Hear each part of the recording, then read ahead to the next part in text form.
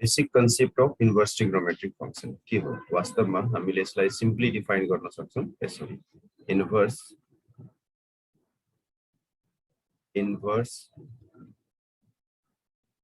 Trigonometric लाई circular पनि भनिन्छ ओके ट्रिग्नोमेट्रिक वा circular functions are denoted by and defined as अब denoted by and defined as number 1 y equal to sin inverse x यो यसको notation okay यसको मतलब के हुन्छ यसको मतलब हुन्छ it implies x equal to sin y मतलब x equal to sin y बाट नै यो आएको हुन्छ यो नोटेसन भयो denoted by लेख्या छ नि y equal to sin inverse x and which is equivalent to or simply which is implemented by and which implies x equal to sin y where जुन यहाँनिर x हो डोमेन यसको domain where x belongs to domain जुन हो -1 र 1 को बीचमा हुन्छ and y जुन रेन्ज हो रेन्ज जहिले पनि के हुन्छ -90 डिग्री देखि लिएर +90 डिग्री सम्म हुन्छ okay this is the basic definition of sine inverse त्यसैगरी नम्बर 2 मा जाने हो भने y equal to cos inverse x implies and implemented by x equal to cos y okay यो नै यसको डेफिनेसन हो हेर यो डेफिनेसन यसरी किन भइराछ किनकि हामीले इन्भर्स फंक्शन को यो एउटा स्पेशल टाइप यहाँनिर बुझिराछ इन्भर्स फंक्शन को स्पेशल टाइप हो यो यसमा के हुन्छ इन्भर्स फंक्शन जुन थियो पहिले फंक्शन मा अल्जेब्रिक फंक्शन मा new function which is obtained by interchanging domain and range हैन र त्यो फंक्शन के हुनुपर्छ बाइजेक्टिभ हुनुपर्छ त्यो बाइजेक्टिभ फंक्शन बनाउनको लागि यहाँनिर कन्डिसनलाई स्ट्रिक्ट गरिन्छ ओके कि यो जुन y को भ्यालु हो -90 देखि +90 को बीचमा मात्र राख्नु छ यसलाई बढाउने हो भने यो फंक्शन बाइजेक्टिभ रहँदैन त्यसकारण under this condition okay x equal to sin y को यहाँनिर यस यति लेख्नु वा यति लेख्नु एउटै कुरा हो सिम्पली जस्तै y equal to sin x छ भने त्यसको इन्भर्स फंक्शन जुन हुन्छ त्यो -90 र +90 को बीचमा मात्र डिफाइन हुन्छ त्यसकारण यसको यो के भयो एउटा यो भयो नोटेसन र यो भयो कन्डिसन त्यसैगरी cos y को केसमा y equal to cos inverse x this is the notation and it is equivalent to x equal to cos y where x belongs to यसमा पनि x को भ्यालु -1 देखि लिएर 1 सम्म and y belongs to यसमा चाहिँ के हुन्छ 0 देखि लिएर 180 सम्म अरुमा यो डिफाइन हुँदैन यसलाई ग्राफिकली हामीले चेक गर्न सक्छौं यो यसको कन्डिसन्स भयो यो कन्डिसन्स हामीले दिमागमा राख्नु छ यसको हेल्पले एमसीक्यू पनि सल्भ गर्न सजिलो हुन्छ अब त्यसैगरी थर्ड प्वाइन्ट बुझ्नु tan को लागि लेखिरहेको छु y equal to tan inverse x implies and implemented by x equal to tan y where अब यहाँ चाहिँ x को भ्यालु जुन हो यो x equal to tan y यसलाई हेरेर याद गर्नु यो x भनेको tan समथिङ डिग्री को भ्यालु कहाँदेखि कहाँसम्म हुन्छ -infinity to infinity okay and y belongs to मतलब एंगल कति राख्नु त यसको लागि हामीले एंगल राख्छौं tan इन्भर्स को लागि आउँछ -90 नै हुन्छ तर -90 लाई इन्क्लुड गरिँदैन त्यसकारण π/2 अनि π/2 this is the basic trigonometric function okay what do you mean by inverse trigonometric function भन्छ भने हामीले सिम्पली यही कुरा लेख्नु छ ओके पार्टिकुलर कन्डिसन मा हामीले ट्रिग्नोमेट्रिक फंक्शन को इन्भर्स लाई डिफाइन गर्न सक्छौं र यो त्यो कन्डिसन हो ठीक छ यी प्वाइन्टलाई पहिला एकचोटी बुझिया ल यहाँसम्म पक्कै पनि बुझिसक्यो होला। अब यसको एक दुईवटा इक्जाम्पल हेरौँ कि यसमा हामीले यो कन्डिसनलाई कसरी युज गर्छौँ। माने एउटा क्वेसन दिइरहेछ, find the value of sine inverse 1/2 okay is equal to what, यो सोध्यो। हामीले यसलाई डिल गर्दाखेरि लेख्नु पर्यो पहिला sine inverse 1/2 equal to theta. So what do we get? We get sine theta is equal to 1/2।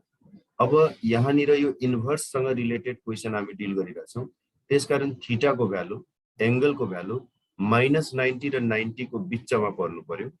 90 भन्दा ठुलो हुनु भएन, -90 भन्दा सानो हुनु भएन। त्यसकारण यो कति हुन जान्छ? यसलाई हामीले सिम्पली लेख्छौँ sin 30 degree. So sin inverse 1/2 is equal to 30 degree. This is the answer. Okay, यो हो मेन कंडीशन को एप्लीकेशन। क्लियर होला? बुझिहाल्नु? नाउ बेसिक फर्मुला, अब इन्भर्स ट्रिग्नोमेट्रिक फंक्शन में यूज हुने फर्मुलाहरु। Number 1 sine inverse x। अब साइन इन्भर्स x छ भने cos मा कसरी लग्ने हैन, tan मा कसरी लग्ने, बाँकी 5 वटामा कसरी लग्ने, त्यसको लागि एउटा एकदम सिम्पल मेथड म बताइरहेको छु। Okay, this is equal to, अब के गर्नु, जस्तै साइन x छ हैन, साइन x छ भने त्यो x जुन हो साइन छ, यसलाई x/1 मान्ने, अनि यो p/h भयो। यो एउटा मेथड हो, ट्रिक हो, ट्रिक मेथड भन्दा पनि ट्रिक हो, याद राख्ने कसरी आउँछ। x/1 इक्वल टु p/h भयो। अब यहाँनिर हामीले b को भ्यालु जब निकाल्छौं, b को भ्यालु आउँछ 1 स्क्वायर माइनस x स्क्वायर आउँछ। अब b/h/p सबै थाहा भयो। अब साइन इन्भर्स x लाई cos इन्भर्स को टर्म्स में लेख्दाखेरि यहाँ लेख्नु छ cos इन्भर्स, अनि यहाँ b/h चाहियो। b को value 1 minus x square, h को भ्यालु 1 लेख्नै परेन, यो फर्मुला भयो, सिम्पल। अब tan को लागि कसरी लेख्ने, tan इन्भर्स p/b चाहिन्छ। p को भ्यालु x अनि b को भ्यालु कति छ 1 माइनस x स्क्वायर। ओके, एकदम याद गर्नै पर्दैन, जे छ। अब साइन इन्भर्स हो, p/h मान्ने, b निकाल्ने, cos इन्भर्स b/h राख्ने, tan इन्भर्स या p/b राख्ने, साइन cos tan भयो। अब cosec लाई के गर्नु पर्ला, यहाँ लेख्ने cosec इन्भर्स, यहाँ चाहिन्छ h/p, h को भ्यालु 1 छ, p को भ्यालु x, cosec। अब sec, sec इन्भर्स, sec को लागि यसको उल्टो हो हैन, 1/√1 माइनस x स्क्वायर, मतलब h/b, h को भ्यालु 1 छ, cosec sec। अब cot, cot इन्भर्स के हुन्छ, cot इन्भर्स में b/p, so b is 1 minus tan को अपोजिट x स्क्वायर, अनि tan को अपोजिट भने पनि हुन्छ। साइन इन्भर्स को सबै फर्मुला यहाँनिर आयो in terms of remaining ratios। okay, this is the simple way to determine। अब इसको प्रूविंग कसरी गर्ने, इसको प्रूविंग जस्तै क्वेशन नंबर 1 को प्रूविंग है, proof of question number 1, proof of 1, proof of 1 को लागि let sine inverse x equal to यहाँ राख्नु थीटा। सो अब यो भयो sine theta equal to x। Okay, sine theta equal to x लाई हामीले p/h लेख्न सक्छौं। p/h मा अब हामीले के गर्न सक्छौं, if p is x then h will be 1, very simple, h will be 1 right। अब now cos theta is equal to p/h, we know this हैन। यसैलाई अब हामीले के लेख्न सक्छौं, theta equal to cos inverse b/h। Okay, अनि यो भयो cos इन्भर्स b को भ्यालु राख्ने, त्यहाँ भयो p र h आएपछि यहाँ b कति हुन्छ, therefore b will be √h square minus p square, which is root under 1 minus x square, अनि हामीले पायौं 1 minus x square, and theta भनेको कति हो? sin inverse x, sin inverse x. Hence the relation is proved. मानव prove that this भन्छ भने prove that sin inverse x equal to cos inverse root under 1 minus x square भन्छ भने यो मेथडले simply हामीले प्रुभ गर्न सक्छौं. ओके, अनि यो बाकी फर्मुला कसरी याद गर्ने मैले बताइहाले. एकचोटी सबैजनाले यसलाई हेरिहाल्नु. ओके, नाउ अब बाकी फर्मुलाहरु. अब नम्बर 2 नेक्स्ट फर्मुला म बताउँदै छु cos इन्भर्स को लागि. जस्तै cos इन्भर्स x छ भने यहाँ निर हामीले sin इन्भर्स कति लेख्ने भनेर त्यसको लागि के गर्नु? अघि जुन कुरा भने त्यो कुरा फेरि बुझ. यो जुन छ नि यहाँ निर यो x हो. ओके, cos छ, cos को मतलब b by h. यो x लाई सिधै केसँग कम्पेयर गर्नु छ? b by h सँग. b by h equal to x by 1.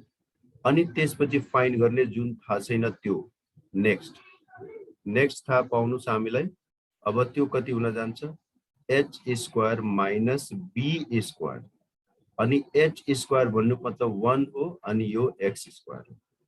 अब pbh सबै थाहा भयो. pbh सबै थाहा भइसक्यो. साइन इन्भर्स मा के हुन्छ? p by h हुन्छ. p को भ्यालु सिधै लेख्नु छ route under 1 minus x square by h मतलब by 1 लेख्नु पर्यो. Next formula in terms of tan inverse. tan inverse p by b.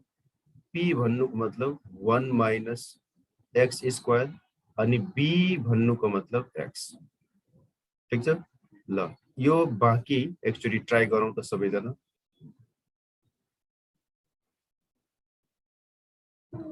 Check your formula. राम्ररी हेर्नु.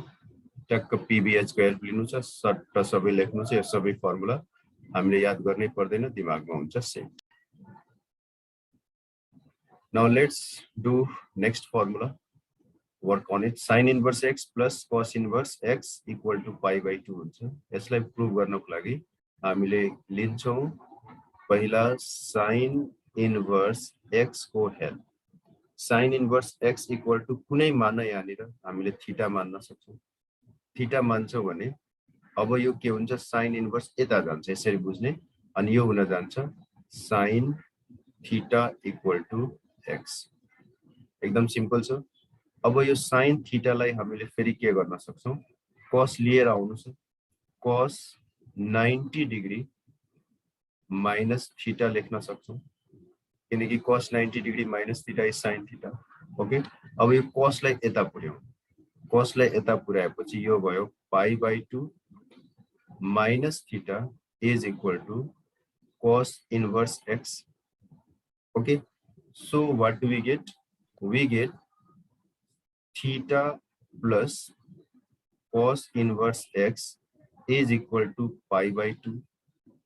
हैन? अनि त्यसपछि बाँकीको लागि थीटा को ठाउँमा थीटा जुन हामीले सपोज गरेका छौं त्यसलाई राख्छौं. sin inverse x plus cos inverse x equal to pi by 2. The relation is proved. Okay, prove that भनेर आउने गर्छ. यसैगरी कुनै एउटालाई थीटा मान्ने. ओके, त्यसपछि बाँकीलाई के गर्नु छ? 90 माइनस मा कन्भर्ट गर्ने, ट्रान्सपोज गर्ने, बस भइहाल्छ. एकदम सिम्पल छ. ठीक छ. यसलाई 1 नम्बरमा, यो थर्ड फर्मुला को 1 नम्बरमा राखौं. अब 2 नम्बरमा सबैजनाले ट्राई गरौँ. यो tan inverse x plus cot inverse x is equal to pi by 2. Once try this. And please try this also. Cosec inverse x plus sec inverse x equal to pi by 2. ल यो दुईटालाई once give a try. Now let's work on this. यसलाई derive गर्नु छ. कसरी derive गर्ने हेरौं. यहाँ sin inverse x र sin inverse y छ. दुईटा छ. sin inverse x र sin inverse y भएको हुनाले यहाँनिर दुईवटाको हेल्प लिनु छ. Okay, let sin inverse x equal to alpha and sine inverse y equal to beta. Therefore, sine alpha will be x and sine beta will be y. यसरी अब यहाँनिर हामीले भ्यालु राख्छौं यसमा. ओके, यसमा भ्यालु राख्नु छ वा अब यहाँ अल्फा प्लस बीटा गर्न पनि सकिन्छ, जे गर्दा पनि हुन्छ. ठीक छ. अब साइन अल्फा छ, साइन अल्फा को हेल्पले हामीले cos अल्फा निकाल्न सक्छौं. यहाँनिर यो साइन अल्फा छ, साइन अल्फा को हेल्पले cos अल्फा निकाल्न सकिन्छ, साइन बीटा को हेल्पले cos बीटा निकाल्न सकिन्छ. यसै गरी हेरिहाल्नु. Therefore, cos alpha is equal to 1 minus sin square alpha, and 1 minus sin square alpha, and here cos beta is equal to 1 minus sin square beta. यो भयो. Now कुरा त बुझ्यो होला. अब कुनै एउटा साइड लिल्यौ वा फर्मुला को हेल्पले, जे गर्दा पनि हुन्छ. कुनै एउटा साइड लिने वा फर्मुला को हेल्पले, हैन. अब हामीले sin a plus b को हेल्प लिन सक्छौं वा यो साइड लिएर बनाए पनि हुन्छ. जसरी सजिलो लाग्छ त्यसरी बनाउन सकिन्छ. Okay, so sin alpha plus beta is equal to sin a cos b plus cos a sin b. हेर, यो भयो taking the help of formula. वा अर्को जुन भने मैले यो साइड लिने भ्यालुज राख्ने आफै यति आयो, हैन. अब यसमा के गर्नु छ, यो साइन आफ्नो ठाउँमा, यो साइन अहिले यतिकै राखौं, अल्फा प्लस बीटा पनि यतिकै राखौं. साइन अल्फा को ठाउँमा हामीले सिम्पली x लेख्न सक्छौं. साइन बीटा को ठाउँमा हामीले के लेख्न सक्छौं, सरी cos बीटा को ठाउँमा के लेख्न सक्छौं, root under 1 minus y square plus cos alpha को ठाउँमा root under 1 minus x square अनि साइन बीटा को ठाउँमा y. ओके, यहाँनिर यो ब्रैकेट चाहिँ यहाँ हुनु पर्ने हो है, यो यहाँ नभएर. अब यसपछिको स्टेपमा यो साइनलाई अब यता पठाउँ. हामीले पायौं alpha plus beta is equal to sine inverse x root under 1 minus y square plus y root under 1 minus x square. And alpha र बीटा को भ्यालु राख्दा हामीले के पाउँछौं, therefore we get sin square alpha plus sin square beta is equal to sin inverse x 1 minus y square plus y 1 minus x square. The relation is proved. Okay, have a look. ल यो दुईटा formula पछि यो एउटा जुन हामीले अहिले prove गर्यौं साइन को लागि, यसै गरी प्रुभ गरिसकेपछि अब बाइ द वे यहाँ माइनस भयो भने, यहाँ माइनस भयो भने यहाँ हामीले माइनस लेख्नु पर्ने हुन्छ. यो बुझेर राख्नु. यहाँ माइनस, यहाँ माइनस, बाकी प्रोसेस सेम यसै गरी भयो, हैन. अनि त्यसै गरी नम्बर 2 मा यो cos को लागि यहाँ आउँछ, tan को लागि यसरी छ. अब कुनै एउटालाई we can prove this also by taking the help of a and b. So I think you can do it. यसलाई अल्फा मान्ने, यसलाई बीटा मान्ने, tan a plus b को फर्मुला लगाउने, जस्ट भ्यालु राख्ने, हामीले इजिली बनाउन सक्छौं. Do it yourself भनेर मैले छोडे है. यो हामीले 4 नम्बर. अब 5 मा डबल एंगल सँग रिलेटेड केही फर्मुलाहरु हेरिहाल्नु. ओके, डबल एंगल सँग रिलेटेड केही फर्मुलाहरु हेरिहाल्नु. जस्तै 1 मा लेखिरहेको छु म, 2 tan inverse x is equal to tan inverse 2x 1 minus x square. Okay, let's prove it. Actually try गरौँ त सबैजनाले. Now let's do this one. Tan inverse यो प्रुभ गर्नु छ. यसको लागि let tan inverse x equal to theta. So अब x equal to भयो tan theta. ठीक छ. We know that, what do we know? Tan 2 theta equal to 2 tan theta by 1 minus tan square theta. सबैलाई थाहा छ यो कुरा। अब यहाँ 2 अनि यो थीटा हो, यो त एंगल हो। इन्भर्स भन्ने बित्तिकै एंगल भनेर बुझ्नु। अनि 2 थीटा भनेपछि 2 थीटा सँग रिलेटेड फर्मुला लेख्नु छ, यसरी दिमागमा आइ नै हाल्छ। अनि tan छ यहाँनिर, tan 2 थीटा को फर्मुला लेख्ने। अब tan 2 थीटा को फर्मुला लेखिसकेपछि जुन जुन हामीलाई थाहा छ त्यसको बारेमा हामीले लेख्छौं। जस्तै tan 2 theta let's write as it is. यो भयो 2x, यो भयो 1 minus x square। ठीक छ, tan थीटा को ठाउँमा हामीले राख्यौं x।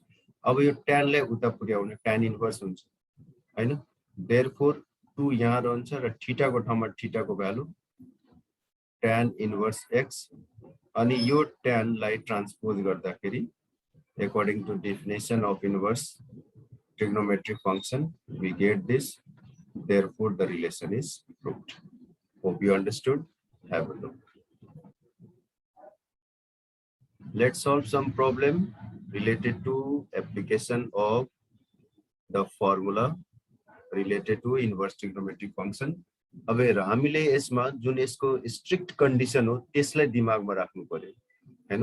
हुन त साइन इन्भर्स, कस इन्भर्स, जेसुकै इन्भर्स होस्, इन्भर्स भन्ने बित्तिकै त्यहाँनिर हामीले एंगलको भ्यालु लेख्नु छ भनेर बुझ्नु पर्यो हैन।